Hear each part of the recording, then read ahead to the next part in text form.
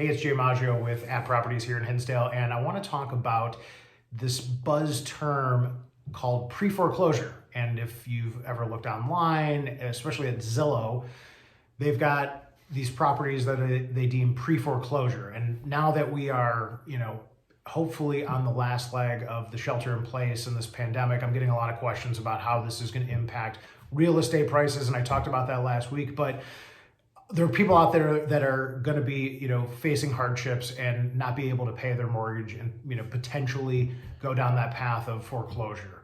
However, we are very early in the process. So that pre-foreclosure that you see on Zillow is simply when the Liz Pendon's legal proceeding takes place and is filed with a county recorder.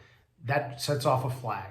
And then Zillow receives a notice and then marks that property as a pre-foreclosure and does a lot of advertising to create this sort of mystique, if you will, that this property is going to sell at an absolute massive discount. And I would say at least a dozen times a year, somebody reaches out and asks me about what a pre-foreclosure is and, is this thing, can we get this thing for pennies on the dollar? And the truth is that the process is, especially here in Illinois, is a legal proceeding. It takes a long period of time. Back in 2010 and 11, it was taking years. I've seen people that didn't pay their mortgage for 4, 5, or 6 years and still did not go fully through that foreclosure proceeding. So what I want to just kind of emphasize is that just because it says pre-foreclosure on Zillow doesn't mean it'll ever become a true foreclosed property.